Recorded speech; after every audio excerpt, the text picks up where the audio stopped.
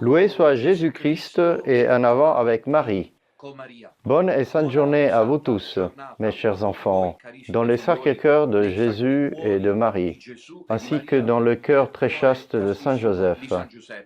Et bien retrouvé avec notre rubrique matinale Les Saints et le café. Aujourd'hui, mercredi 29 juin, nous célébrons la solennité des saints apôtres Pierre et Paul, qui auparavant étaient appelés les princes des apôtres. Dans un instant, nous parlerons d'eux. Avant, je voudrais vous montrer, et la voici, une très belle image d'une icône très aimée en Orient, dans l'Orient chrétien. L'étreinte, comme vous pouvez voir, est représentée dans de nombreuses églises orthodoxes et byzantines. L'entrainte fraternelle, agapique, entre Pierre et Paul, avec l'inscription de leur nom. Comme je vous le disais, nous parlerons d'eux dans un instant. Je vous rappelle d'abord le rendez-vous pour demain soir, jeudi 30 juin, sur Radio Domina. Il y a déjà le trailer. Je vous recommande, partagez, car votre collaboration est absolument indispensable. Aussi bien en mettant les likes quand il y a les directs sur YouTube, qu'en partageant les posts pour qu'ils circulent, et aussi en vous inscrivant, si vous ne l'avez pas encore fait, au canal YouTube de Radio Domina Nostra. Je disais alors que demain soir à 21h15 sur le canal YouTube de Radio Domina, il y aura la catéchèse annoncée la semaine dernière passée que j'avais dû reporter car quand on parle de Padre Pio, le diable s'énerve encore aujourd'hui. Il y en a fait voir de toutes les couleurs à Padre Pio. Ainsi, la semaine passée, n'ayant pas réussi à le faire, demain soir, jeudi 30 juin, si vous n'avez rien de mieux à faire et vous voulez rester à la maison avec le climatiseur allumé, car je sais qu'en Italie, je rentre bientôt, il fait très chaud, au moins au sud. Alors, demain soir, il y aura cette catéchèse très importante dont le titre est Padre Pio et l'église satanique de Bergoglio. Ne perdez pas ce rendez-vous. Dites-le, car on ne sait jamais si des gens ouvriront les yeux pour la première fois. Ne pensez pas, à Petit Reste, que nous sommes un village gaulois indépendant. Il y a beaucoup de nouvelles personnes. Souvent, ce sont toujours les mêmes qui téléphonent. Ceux qui font les lions du clavier, mais il y a ces nouvelles entrées qui voudraient appeler pour dire ce qu'ils pensent. Alors, il faut tous collaborer. Donc, je répète, demain soir à 21h15, sur le canal YouTube de Radio Domina, il y aura ce rendez-vous, si Dieu le veut. Je ferai un exorcisme avant l'émission car ils ont voulu amener de leur côté Padre Pio de Pietrelcina, la coupole franc-maçonnique sataniste qui habite au Vatican et qui a construit la fausse église de Satan. Le corps mystique de l'Antéchrist a voulu jouer une opération de maquillage pour amener Padre Pio de leur côté. Mais nous ne pouvons et nous ne devons pas le permettre. Padre Pio savait tout à l'avance, comme je vous le démontrerai demain soir. Alors, vous me voyez assis en pleine atmosphère, disons, vintage. Ce n'est pas que j'aime cette atmosphère. En réalité, j'aime beaucoup, disons, le style moderne contemporain. C'est seulement une parenthèse. Les objets antiques, le décor antique non plus, ne me plaisent pas vraiment. Mais je voudrais séjourner dans un hôtel moderne, avec toutes les nouvelles technologies qu'un hôtel peut offrir. Aujourd'hui, je dépenserais trop, alors souvent, il faut se contenter de la maison de la grand-mère. Car, comme vous pouvez voir derrière moi, il y a ces précieux papier peint.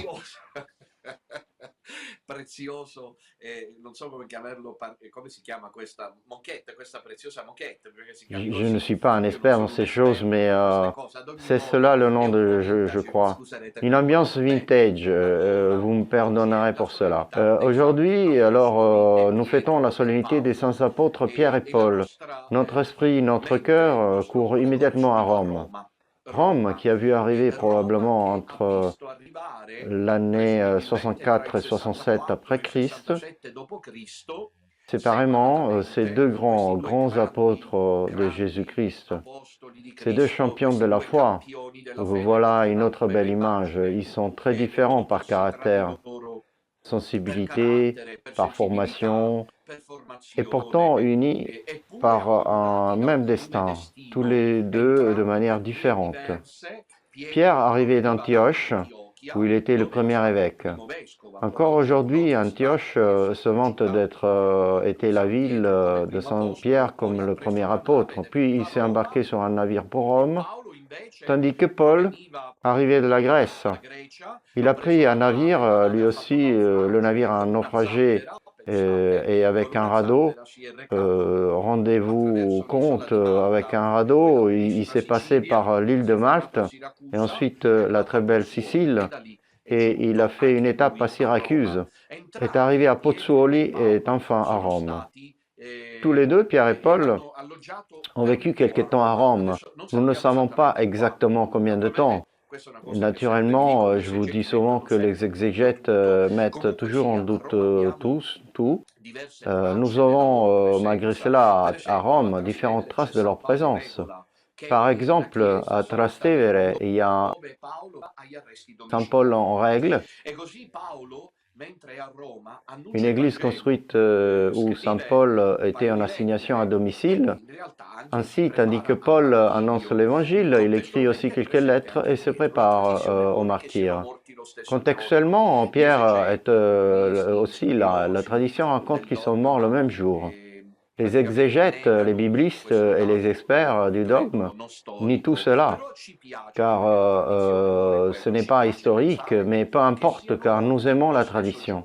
Nous préférons croire qu'ils sont morts le même jour. Pierre et Paul parviennent à Rome. Donc Pierre, selon la tradition, consolait les chrétiens de Rome, car l'empereur Néron voulait la mort de tous les chrétiens. Ici aussi, le révisionnisme historique contemporain fait des dommages incalculables. Aujourd'hui, Néron est considéré presque un saint.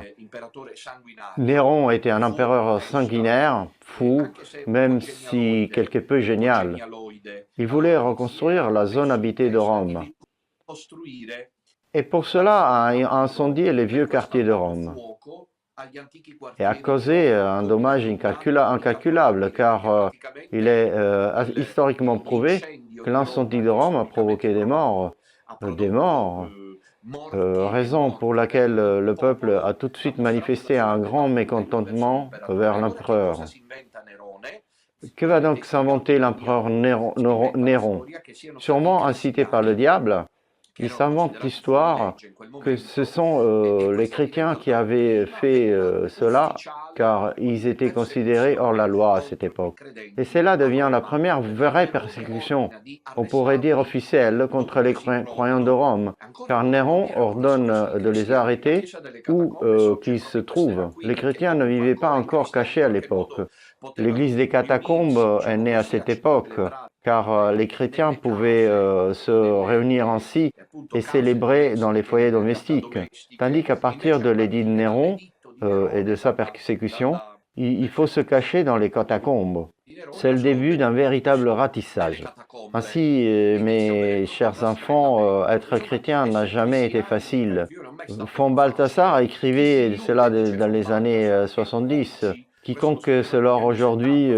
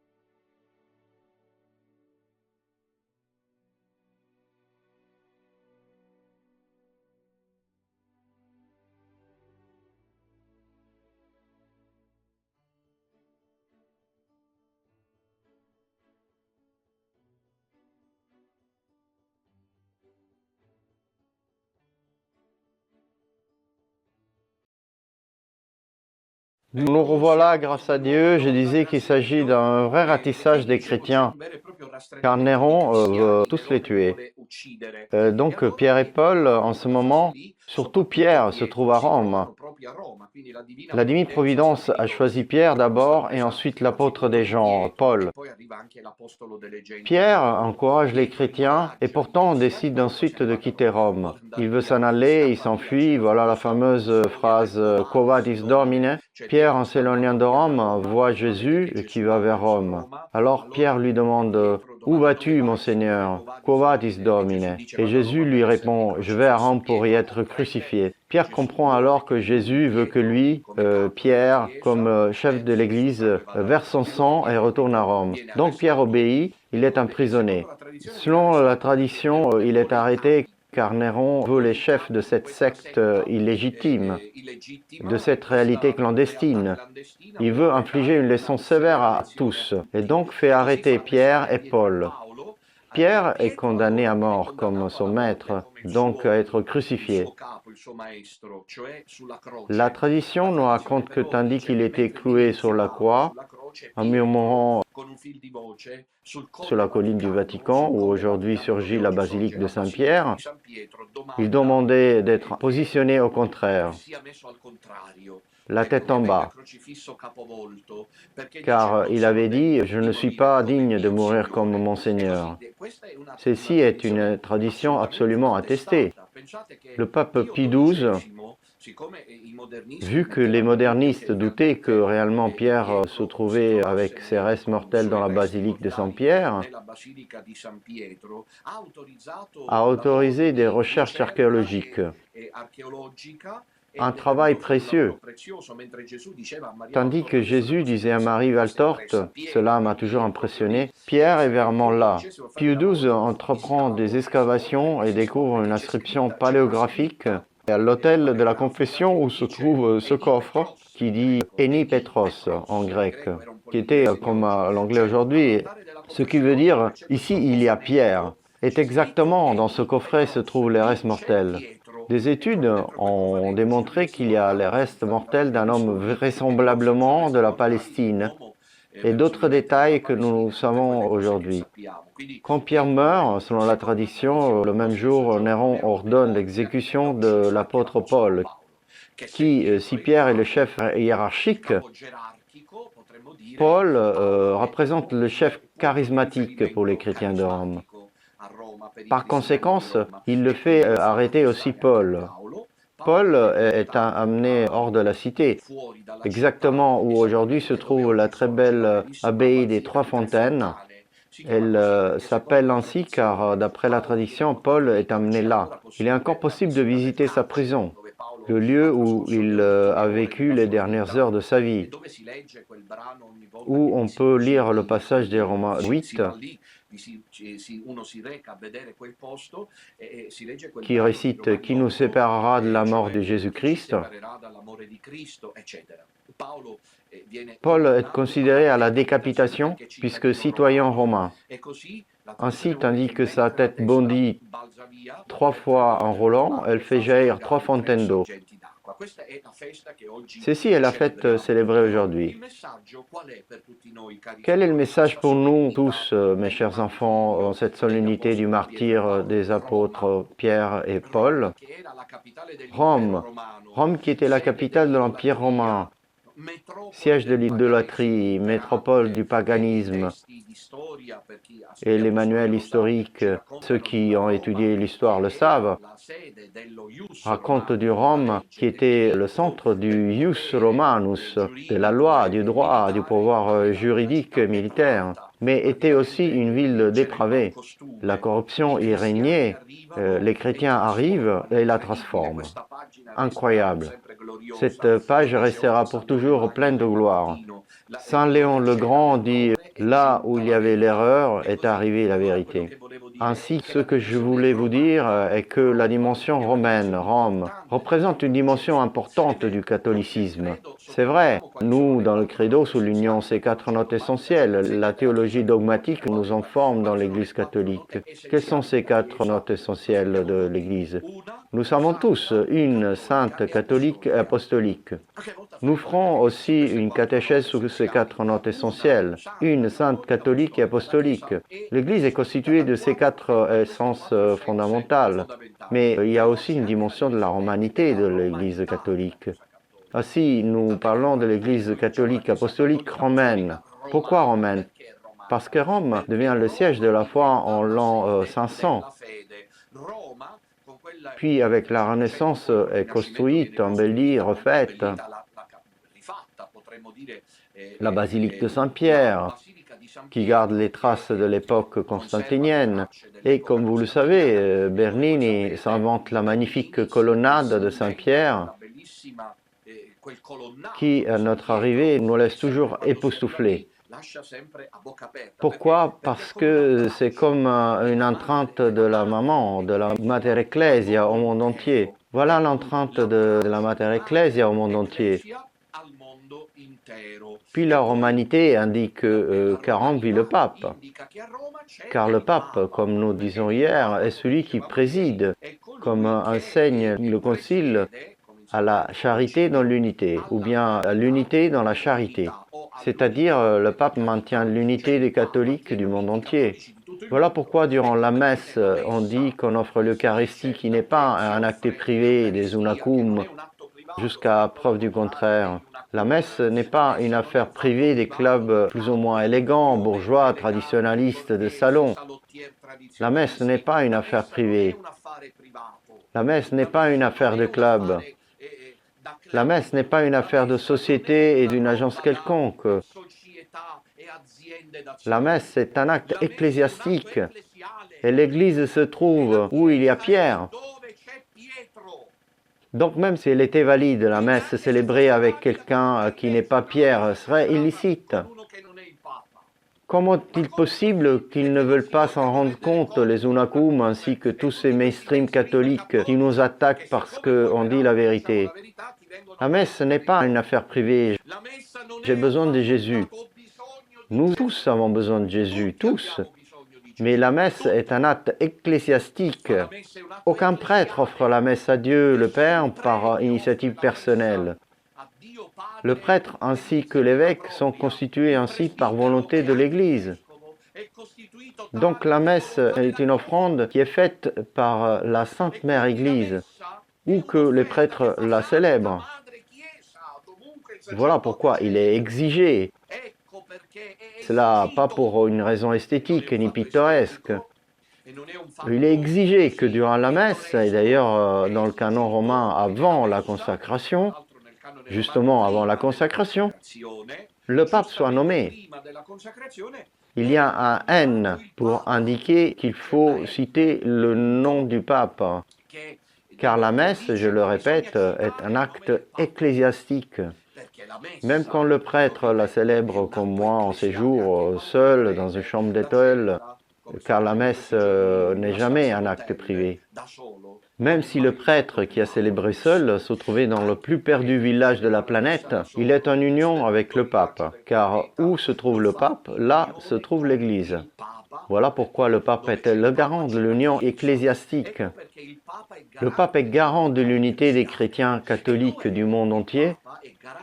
Grâce au munus qu'il a reçu, le pape est élu comme évêque de Rome. Ce n'est pas par hasard que le pape est avant tout évêque de Rome, car à Rome, il y a le siège de Pierre. Regardez les merveilles que le Seigneur a fait. Ce matin, je pensais aux très belles célébrations que Jean-Paul II, du 29 juin, et ensuite celle de Benoît XVI, accompagnée du merveilleux chant Tu es Petrus, très beau. Tu es spectre, c'était des liturgies extraordinaires. Quelquefois, j'étais au service liturgique comme séminariste à la basilique de Saint-Pierre, quand le cardinal De Giorgi, qui était mon évêque, avait reçu le pallium, car le 29 juin, de nombreux évêques reçoivent les palliums du pape pour indiquer la communion avec le pontife romain, Pierre. Pierre est celui qui gouverne l'Église. Pierre est celui qui garde l'unité des catholiques du monde entier dans la sainte doctrine. Ce n'est pas un choix personnel délégué par les évêques qui lui disent « toi tu commandes car quelqu'un doit gouverner ». Pierre commande dans l'Église par volonté de Dieu. Il est élu pendant un conclave qui n'est pas une situation divine. Benoît XVI est le 265e pape de l'Église catholique. Et entre-temps, seulement Dieu sait combien d'antipapes il y a eu. Le pape gouverne au nom du Christ. Comment comprendre cela? Le pape a de nombreux titres, mais il en a un que Bergoglio a éliminé non sans raison de l'honneur pontifical, qui s'appelle Vicarius Christi, qui n'est pas un titre d'ordre administratif, juridique ou encore honorifique. Dans ce cas, il aurait pu être éliminé. Le titre de Vicarius Christi, vicaire du Christ, indique que le pape est un élément dogmatique, c'est-à-dire qu'il ne commande pas l'Église de manière personnelle, en défendant ses idées, ses projets, ses choix, mais il est habillé de blanc car il représente pour nous tous Jésus-Christ. C'est simplement fascinant, extraordinaire. Le pape commande dans l'Église au nom de Jésus-Christ. Ainsi, il est le vicaire du Christ. Sainte Catherine de Sienne l'appelait « mon doux Christ sur terre ». Très beau l'exemple de Sainte Catherine de Sienne par rapport à certaines figures de l'Église pour moi détestables. Je vais faire leur nom même si eux ne le font jamais, car pour eux je n'existe pas, tout en les respectant de les citer. Certaines figures comme le cardinal Comastri ou Père Livio Fanzaga, qui se réfugient en plein spiritualisme marial ou spiritualisme vague, en faisant semblant de ne pas voir tout ce qui se passe aujourd'hui dans l'Église catholique, sont des figures absolument inutiles. Sainte Catherine de Sienne, qui portait les stigmates, qui parlait avec Jésus, a eu de la peine pour la situation de l'Église. Ce n'est pas possible d'aimer Jésus-Christ et la Sainte Vierge Marie sans aimer l'Église. L'Église aujourd'hui a besoin d'être aidée. On ne peut pas faire semblant qu'il n'existe de pape, dont un seul peut être le vrai pape. Alors le pape est à Rome, car Pierre, le premier pape, est mort à Rome. Ses restes mortels reposent à Rome, et là se trouve l'autel de la confession. Ainsi s'appelle-t-il, où le pape célèbre. Est-il est pape, vicaire du Christ, car il commande et gouverne l'Église au nom du Christ. Aujourd'hui, durant la messe traditionnelle, l'évangile de Matthieu, chapitre 16, est proclamé, dans lequel Jésus dit aux apôtres « Vous, qui dites-vous que je suis ?» Et les apôtres se regardent et certains disent Élie, d'autres Jean-Baptiste, d'autres Jérémie. Mais vous, qui dites-vous que je suis? Et Pierre répond, nous en parlions hier, tu es le Christ. Saint Jérôme ajoute aujourd'hui que cette expression est fondamentale, le Fils du Dieu vivant. Aujourd'hui, nous n'y faisons pas attention, mais c'est le temps de la idolâtrie païenne, le temps des fausses divinités. Donc Pierre veut dire, à partir de ce moment-là, Jésus, nous annoncerons dans le monde que tu es le seul sauveur et qu'il n'y a pas d'autre. Vous comprenez donc que comme aujourd'hui, sur le trône de Pierre est aussi un reverseur du depositum fidei, le dépôt de la foi. Comment peut-on considérer le pape? Quelqu'un comme lui qui détruit la foi de l'Église catholique. Il la détruit avec la complicité des ministres catholiques qui pleurent comme Aldo Maria Valli. Ils pleurent, ils ne perdent aucune occasion pour dénoncer ce qui se passe. Et pourtant, ils n'arrivent pas à la conclusion élémentaire. Le pape est celui qui se fait garant du depositum fidei et qui a une lumière particulière de l'Esprit Saint. Je pense que quand les cardinaux ont lu les papes, Au même moment, le pape est revêtu d'une assistance non personnelle, car il peut être aussi un homme médiocre, mais il devra exercer le munus pétrinien. Il est assisté d'une lumière spéciale. Si les dernières années nous avons vu des défaillances, c'est parce que les appels du ciel n'ont pas été entendus et la Sainte Vierge nous l'avait averti. Si Fatima n'avait pas été écoutée, la hiérarchie ecclésiastique aurait été aveuglée.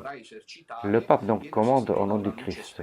Il est vicaire du Christ, de Jésus-Christ, il exerce le munus. Et quelles caractéristiques a ce munus? Eh bien, ce n'est pas nous qui les inventons.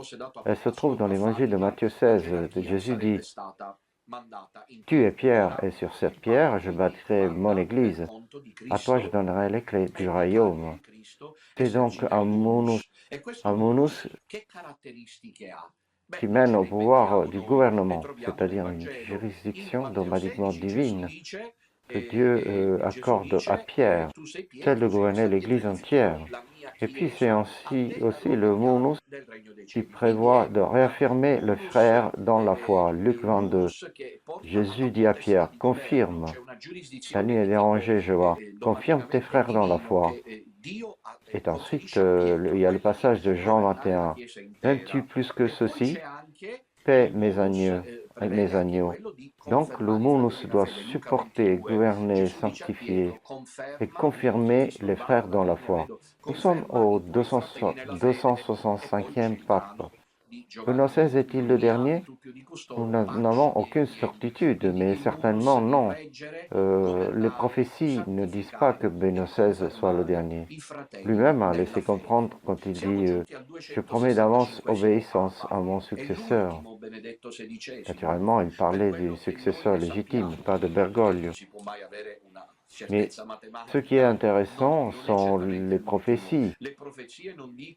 Je vais vous en citer quelques-unes qui montrent au moins encore un pape après Benoît XVI, au moins un autre encore. Je me réfère à Malachie, ce moine médiéval qui, parce qu'il donne raison à la perspective que Domitel défend, les gens disent maintenant qu'il ne sert plus à rien, que c'est attendonté et c'est faux. Malachie dit après Gloria Olive, c'est-à-dire Benoît XVI, il y aura, écoutez bien, Petrus Nomoanus, qui gouvernera l'Église au temps de la grande tribulation. Et Malachie, qui avait l'estime de Saint Bernard, mais aussi de Saint Philippe Néri, disait qu'après notre Seigneur viendra pour juger les vivants et les morts. Quand Benoît XVI devrait, nous utilisons le conditionnel pour éviter des malaises, car certaines personnes voient démanteler leur perspective totalement sans fiabilité théologique. Mais il n'y a rien à faire quand l'on s'aveugle, on avance sur sa propre route. De toute manière, Benoît XVI ne devrait pas être le dernier pape, car on parle aussi du grand prélat, notamment la Sainte Vierge Notre-Dame du Bon Succès en Équateur. Au XVIIe siècle, on parle. Il y a également d'autres prophéties qui le désignent. Saint Hildegarde de Bingen et San Padre Pio, le père d'Olindo Ruotolo, Saint Amadio des Amadei, et on en parlait aussi, et il y en a d'autres prophéties encore sur le grand prélat qui incroyablement sont cohérentes entre elles. Alors aujourd'hui, en ce jour de fête de la solennité de Saint Pierre et Paul, je vous invite à prier pour Benoît XVI. Notre prière est une prière de gratitude vers lui, car Benoît XVI est en train de nous sauvegarder dans la vie froide, nous, le petit reste. Nous avions encore besoin de lui. Que Dieu nous le garde encore longtemps. Je vous invite à prier aussi pour Petrus Romanus, le grand prélat que la Sainte Vierge au XVIIe siècle a décrit comme un homme doux et humble, mais aussi très courageux. Mais son œuvre aura malheureusement du retard à cause de la lâcheté des hommes de l'Église. C'est-à-dire le grand prélat aura une course difficile vers le gouvernement, car il sera dénigré, calomnié, vilipendé à cause des prêtres et évêques qui restent cachés, apeurés, et tout cela empêchera un gouvernement facile. Ainsi, dès maintenant, nous devons prier pour le grand prélat, qui sera appelé selon le profil de Malachie, Petrus Romanus. Je me suis demandé pourquoi ce nom. Il y a de nombreuses hypothèses. Je vous donne la mienne, qui est inscrite dans mon prochain livre bientôt à disposition sur l'Antéchrist. Petrus Romanus, Petrus, Pierre avant tout, car le grand prélat portera sur lui les caractéristiques du premier pape. Nous savons que jusqu'à nos jours, il y a un décor scénographique qui accompagne l'élection du pape, n'est-ce pas? Le pape est élu et ensuite il se présente à la loge Saint-Pierre, il bénit, il s'habille en blanc, et il y a les gardes suisses, le salut aux autorités et ainsi tout le décor est mis en place. Mais tout cela n'existait pas à l'époque de l'apôtre Pierre. Pierre marchait habillé normalement. Il vivait de manière clandestine et il était en contact direct avec les gens. Donc le grand prélat sera Pierre pour indiquer qu'il y a un retour aux origines, c'est-à-dire le grand prélat, cela doit être clair, après Benoît XVI, il ne s'habillera pas en blanc. Catherine Emmerich fait des assertions surprenantes sur le grand prélat. Je dis surprenantes car elles sont photographiques. Elle dit qu'il viendra d'en dessous de Rome, il sera assez jeune, autour de la cinquantaine, de son noble, et enfin qu'il s'habillera en rouge. Combien de fois on m'a demandé, mon père, que veut dire que le successeur de Benoît, le grand prélat, s'habillera en rouge? J'ai conclu qu'il sera sans doute un martyr, même s'il ne versera pas forcément son sang. C'est-à-dire, il subira la honte de la persécution du monde, de l'Antichrist. Mais il sera Petrus. Il vivra comme il vivait Pierre, à côté des chrétiens. Il sera en contact avec les gens du petit reste. Pour le rencontrer, il ne sera pas nécessaire de prendre des rendez-vous avec la préfecture de la maison pontificale, ou bien avoir comme ami le Monseigneur, l'évêque puissant qui te permet de lui serrer la main et de baiser la bague du pape. Jusqu'à présent, c'est cela. Avec le grand prélat, cela changera. Ce sera lui qui a rencontré les fidèles en partie dans le monde, d'accord? Donc Petrus, dans ce sens, il récupérera la dimension originaire du premier pape. Puis nous avons l'appellation Romanus. Que signifie-t-il Romanus, romain? J'ai réfléchi et j'ai prié. Je l'ai écrit dans mon livre, mais c'est une hypothèse qui, alors ne me sautez pas là-dessus, je suis libre de m'exprimer en restant raisonnable. Il me semble que les choses que je suis en train de dire soient assez sensées. Romanus, car en ce moment, avec la succession des faux papes qui s'installent à partir de Bergogne, usurpateur du trône pétrinien, va démarrer une saison d'hérésie et d'apostasie, car l'Antéchrist peut se manifester, comme le dit Paul, seulement quand il aura l'apostasie de la foi. L'apostasie de la foi nie le depositum fidei que le pape à Rome transmet. Donc Romanus, du moment que le pape est le gardien du patrimoine de la foi de l'Église catholique, apostolique, romaine. Et cela, même si Petrus Romanus ne pourra pas habiter à Rome. Cela est certain et j'en ai aucun doute. Petrus Romanus, le grand prélat, ne pourra pas vivre à Rome. Il ne pourra pas, car évidemment Rome sera occupée par l'Antéchrist. Il lui sera impossible de rester dans la capitale à part quelques jours de temps en temps. Il voyagera, même s'il y aura probablement une résidence. Il sera donc Romanus, car il aura en lui l'esprit authentique du catholicisme romain. Pour la préserver des assauts apostats, hérétiques de la fausse Église. Voici ce que je pense de la raison pour laquelle il sera appelé Petrus Romanus. Ainsi l'appelle, attention, Malachie. Cependant, il ne s'appellera peut-être pas officiellement Pierre, par exemple Pierre II, car ce sont des appellations symboliques, comme Gloria Olive, référée à Benoît XVI, qui aujourd'hui fête l'anniversaire de son ordination sacerdotale. Tous nos vœux au Saint-Père pour ses nombreuses années de sacerdoce. Ad multos annos. Encore un autre sainteté. Je disais que Gloria Olive n'est pas le nom du pape et que Pierre Romain est une appellation symbolique, donc nous ne savons pas comment il s'appellera, c'est lui qui décidera et nous ne pourrons pas influencer sa décision. Je voudrais vous dire une dernière chose. c'est que dans le monde salonnier traditionnaliste et de conservateurs bourgeois, où sont tous unacum par convenance et choix hypocrites, personnels et collectifs, ils s'arrachent leurs habits lorsqu'on leur oppose l'élection du successeur de Benoît XVI, pas de la part des cardinaux à l'intérieur de la situation humaine, juridique d'un conclave, mais qui n'est pas divin, mais plutôt l'élection de Petrus Romanus, grand prélat, par le peuple saint de Dieu. Ils s'arrachent leurs habits car ils disent voilà l'épiscopat mystique, acclamation comme si on était au stade pour l'élection du nouveau rocker global, etc. Dommage qu'ils ne voient pas de leur côté que pendant ce temps, ils restent avec l'hérétique Bergoglio. Qu'est-ce qui est plus grave? Qu'est-ce qui est plus grave devant Dieu? Que le peuple encore catholique ait non seulement le droit, mais le devoir de choisir un pasteur saint, un pasteur intégré, intègre, un pasteur selon le cœur de Dieu, ou plutôt c'est plus grave qu'entre-temps cet archipel salonnier, conservateur, bourgeois et traditionnaliste reste par convenance et avantage économique de personnes, de gouvernements ou pour d'autres raisons dans l'erreur. Qu'est-ce qui est plus grave devant Dieu? Hypocrite, vous êtes des hypocrites. Vous regardez la petite paille dans l'œil de votre frère et ne voyez pas la poutre que vous avez dans le vôtre. Vous vous arrachez les habits quand on commence à hypothéser que les catholiques romains choisiront le Saint-Père. Oh, c'est grave. Ce n'est pas possible. Ils se sont inventés un épiscopat mystique. Ils agissent hors de l'Église. L'autre là, le bienheureux Zénon, a inventé son Église.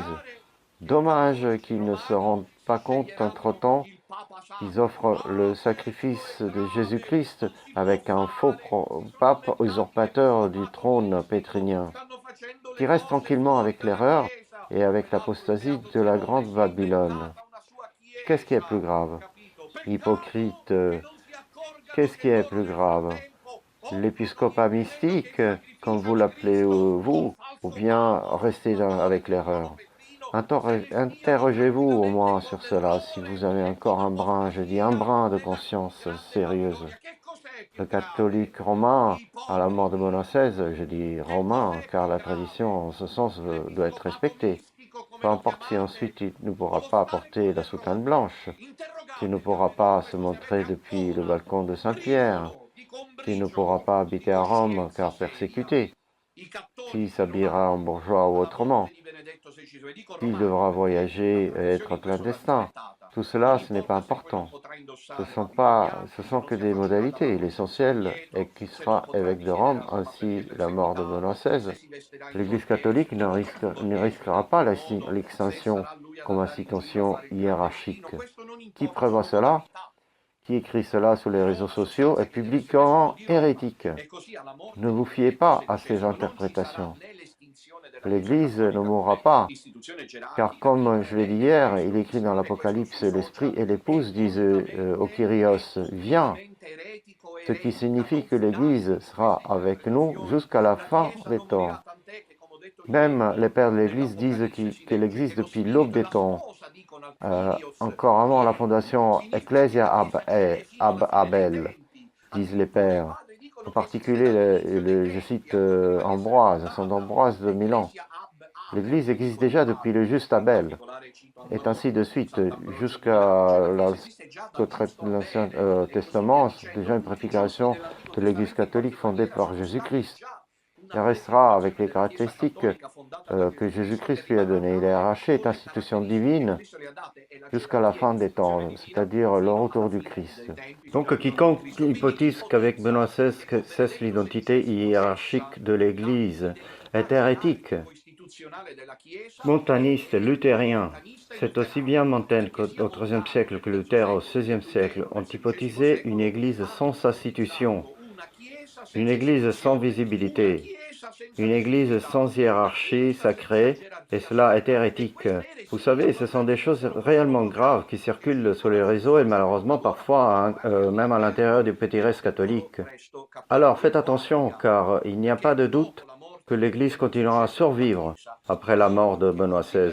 Alors, prions pour Benoît XVI aujourd'hui, en cette solennité des Saint-Pierre et Paul, et surtout parce qu'il fête l'anniversaire de son anniversaire sacerdotal, Benoît XVI. Tous nos vœux sont été. Nous devons prier pour le grand prélat qui sera élu par les catholiques de Rome, lesquels tous, ceux qui mangent les pâtes à la carbonara à Trastevere. Non, évidemment. Nous parlons des catholiques qui, durant ces 9 années et demie de honteuse imposture bergolienne, sont restés fidèles avec Benoît XVI. Et pourquoi ne pas élire le pape un catholique du petit reste de Milan, ou de Catane, ou de Cagliari, ou de Bari, ou de Turin, ou de Bolzano, parce qu'ils ne sont pas de Rome. Car le pape, et cela doit être respecté, est avant tout évêque de Rome. Comme les catholiques de petit reste procéderont. Cette catéchèse en solennité de Saint-Pierre et Paul est très importante aujourd'hui. Donc, comme pourront-ils élire le nouveau pape, les catholiques de Rome? Ils devront rejoindre le Vatican, s'habiller en rouge. Il y aurait des femmes qui seraient bien contentes d'entrer dans le conclave et aussi d'être élues. Non, il ne s'agit pas d'aller dans ces lieux car ils seront occupés jusqu'à la libération de l'hérésie et de l'apostasie. Pourront-ils se réunir ailleurs? Même dans une maison, bien sûr. Oui, il a les pierres dans les maisons, donc nous ne inventons rien. Et je voudrais ajouter encore une chose très importante. Plusieurs prophéties, mais j'en cite une en particulier qui m'a impressionné particulièrement, celle de Sant'Amadio des Amadei. Il s'agit d'un saint du XIIIe siècle, cofondateur des serviteurs de Marie, un mystique. Il dit, faites attention, parce que c'est très important pour l'État catholique romain fidèle au pape Benoît XVI, qu'après sa mort, ils devront, en priant, choisir son digne successeur, qui sera vraisemblablement le grand prélat, Petrus Romanus. Ils seront assistés par une particulière lumière de l'Esprit Saint, c'est-à-dire que l'élection sera confirmée par un événement miraculeux. Je ne sais pas lequel, mais quand les catholiques de Rome diront « Voici notre légitime pasteur », nous le choisissons comme pape. C'est lui, le successeur de Benoît XVI, qui gouverne les catholiques restés tels dans le monde par rapport à tous les millions de catholiques qui ne le sont plus, mais qui suivent la fausse Église. Eh bien, l'Esprit Saint et la Sainte Vierge s'inventeront un miracle. Ceci n'est pas nouveau dans l'histoire des papes. Je fais un seul exemple. Saint Fabien, pape martyr du IIIe siècle, fut choisi car les catholiques de Rome priaient en demandant à l'Esprit Saint de leur indiquer qui était le nouveau pape. Et une colombe blanche se posa sur la tête de cet homme. On sourit car j'imagine la réaction du pauvre Fabien qui rentrait des champs, un pauvre paysan. Il fut choisi car l'Esprit Saint se posa sur sa tête sous forme de colombe blanche. Et voilà, ce fut une épreuve éclatante, une épreuve importante, un signe prodigieux. Il y en a d'autres, mais je vois qu'il est 10 heures, je ne cesserai jamais de parler de ces arguments concernant le futur, comme ils sont beaux, mes chers. En face de ceux qui gémissent sur l'Église catholique, en retenant que Benoît XVI soit le dernier pape, et ainsi que c'est la fin de tout, comme il est beau d'entrevoir un demain si clair, car voyez-vous, l'Esprit Saint ne nous abandonne pas. Il nous en parle depuis des siècles, pour que nous soyons prêts. Le futur est clair, à la mort de Benoît XVI, que nous espérons le plus tard possible. Mais à 96 ans, il apparaît comme une figure symbolique, car le pape est là pour gouverner, ainsi que confirmé à ce moment, nous n'avons pas la parole du pape, nous avons sa personne, mais c'est tout. En tout cas, c'est réconfortant de penser aux vrais catholiques dispersés dans le monde. Il y en a, en voyageant, je me suis rendu compte que de leur présence et ils se multiplieront. C'est beau de penser à ce futur, certainement de persécution, d'une église clandestine, d'une église de catacombes, sans doute, mais pas une église invisible comme la Kirchenheit de Luther. Donc non à une église montaniste, peuplée de seuls laïcs qui se réunissent et qui voudraient commander. Les messieurs et les mesdames seraient bien heureux de tout décider à la place du pape, car le pape n'est plus. Benoît XVI était le dernier et donc nous nous occupons du magistère maintenant. Attention à cette racaille. Ce sont des gens envoyés par Satan. Peut-être à leur insu.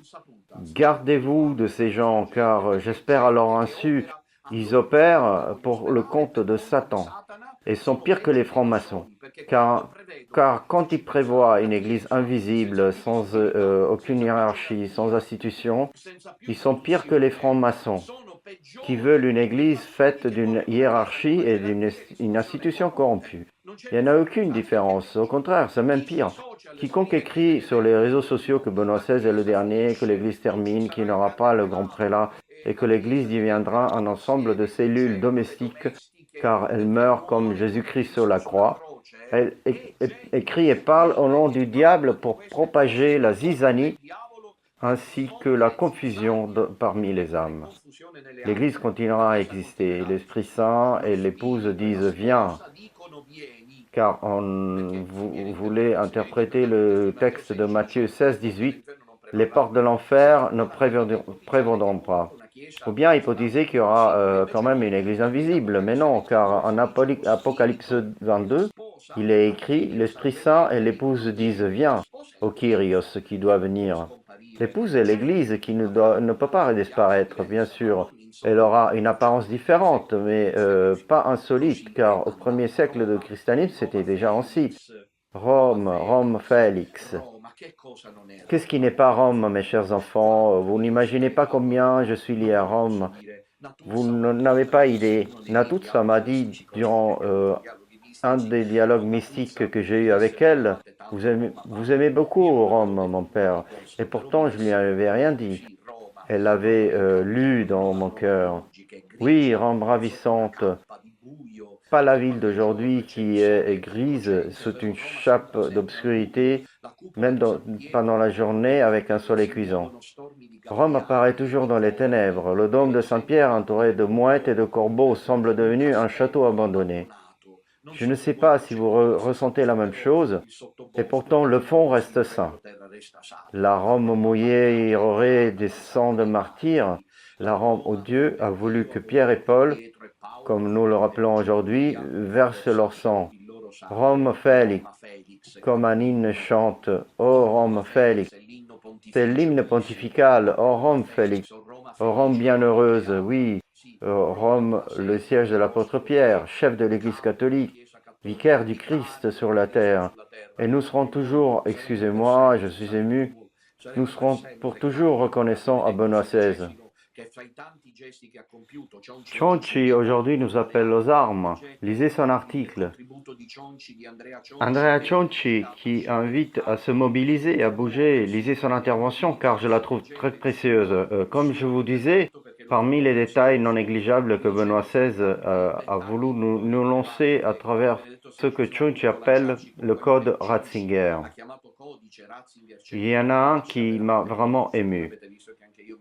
Cela m'arrive aussi, vous voyez, Benoît XVI n'a pas quitté Rome. Catherine Emmerich écrivait en 1920 « Espérons que le pape ne quitte pas Rome, car s'il en allait, ça serait pire. » Alors voilà, nous ne savons pas si Benoît XVI connaissait cette prophétie, peut-être oui, mais il n'a pas quitté Rome. Il ne s'est pas dévêtu de sa soutane blanche. Il n'est plus assis sous le siège de Pierre, car celui-ci est occupé, mais il reste à Rome. Et tout ce spiritualisme, on parle de Christ, de la Vierge de Medjugorje, et des messages à droite et des messages à gauche, qui négligent le moment où nous vivons, d'après moi, ne sont pas utiles. Alors prions aujourd'hui pour le pape.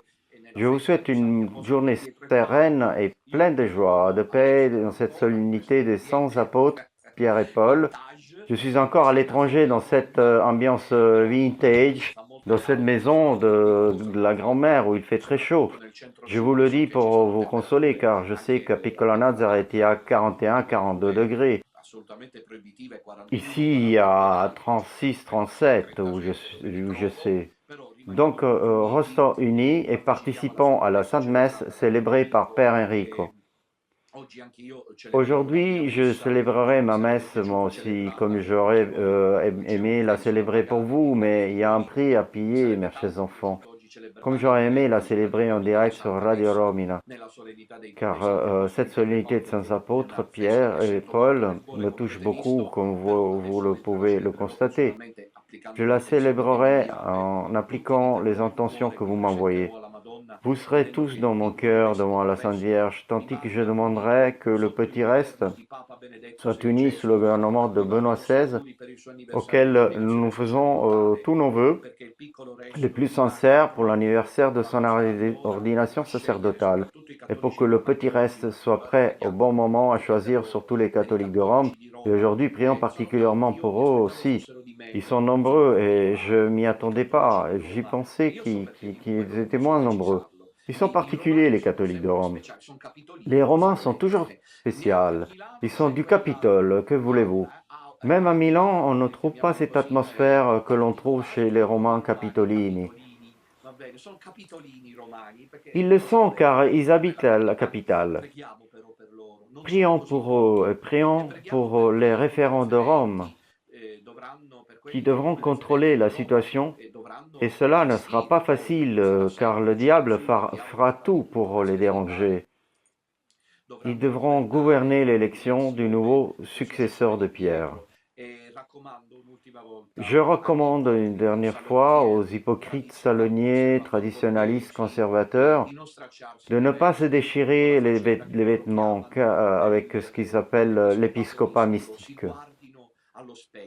qui se regardent dans un miroir et qui se demandent comment peuvent-ils, depuis 9 ans et demi, marcher encore avec leur grand cap rouge, leur Saturne sur la tête, avec aussi ce que Bergoglio raisonnablement appelle leur dentelle, et puis ils restent en communion avec le diable. Alors, qui s'étonne de même plutôt que du petit reste, qui, par droit et par devoir, choisira par acclamation le successeur de Benoît XVI. Bien, mes chers enfants, j'ai terminé. Je vous rappelle le rendez-vous de demain soir, de 30 juin, jeudi 30 juin, 21h15, sur le canal YouTube pour l'épisode Padre Pio et l'église satanique de Bergoglio. Partagez, partagez, partagez, mettez les likes et collaborez comme vous pouvez. Maintenant, il y a un peu de temps pour vos demandes au téléphone. Allô? Non, il n'y a personne en ligne. Je rappelle à tous d'appeler aujourd'hui ou pour d'autres raisons. Alors, le premier appel téléphonique. Allô?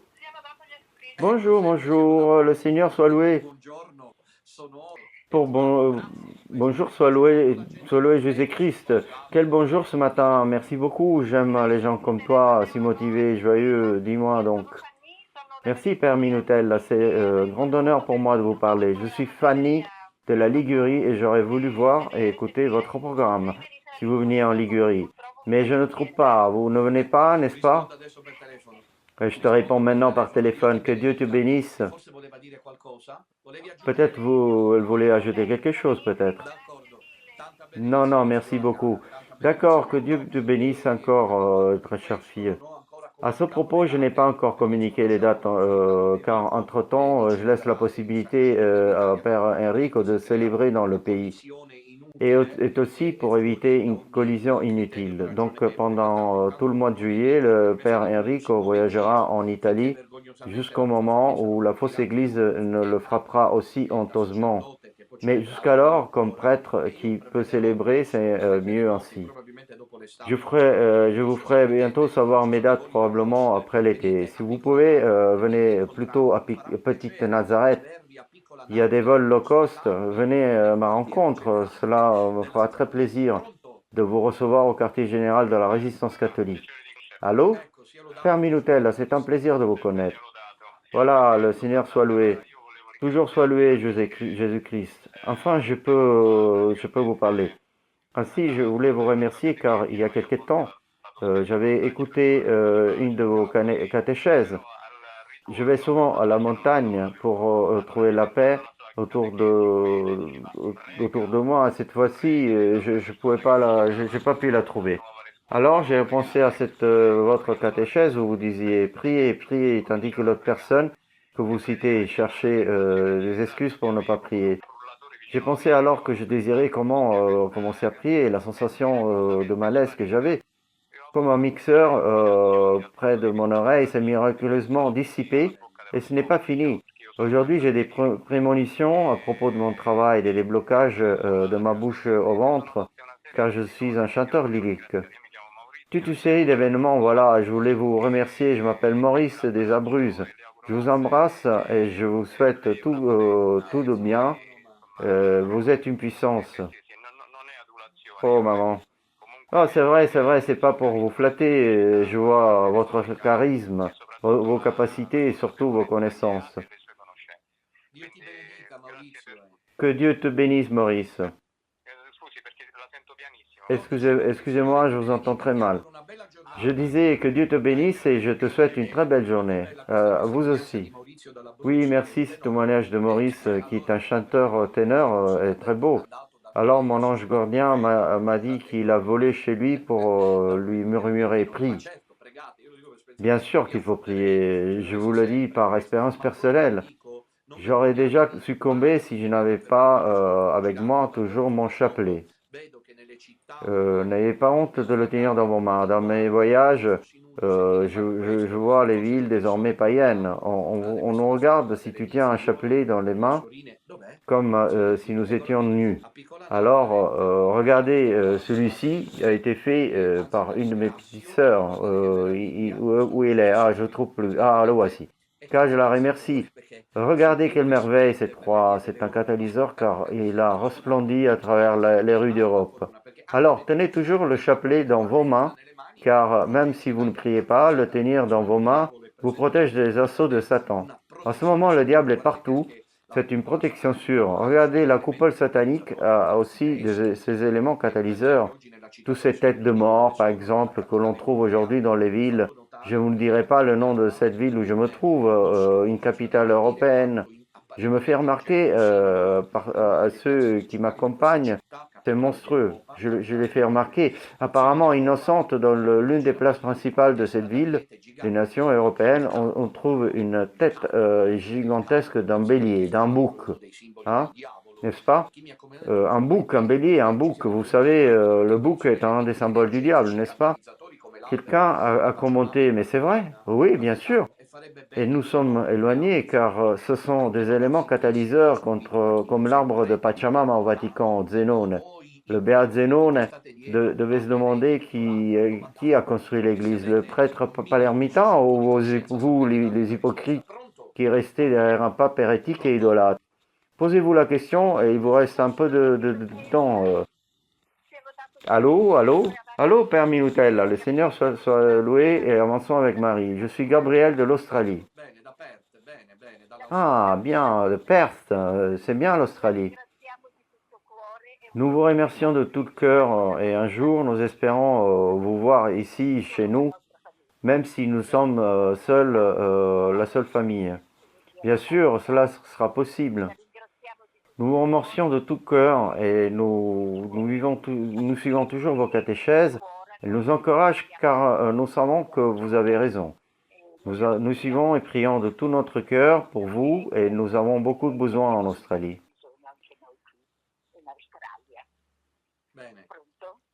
Bien, bien. Allô? Oui, oui, oui, j'écoute. Je suis un peu ému, mais je vous écoute.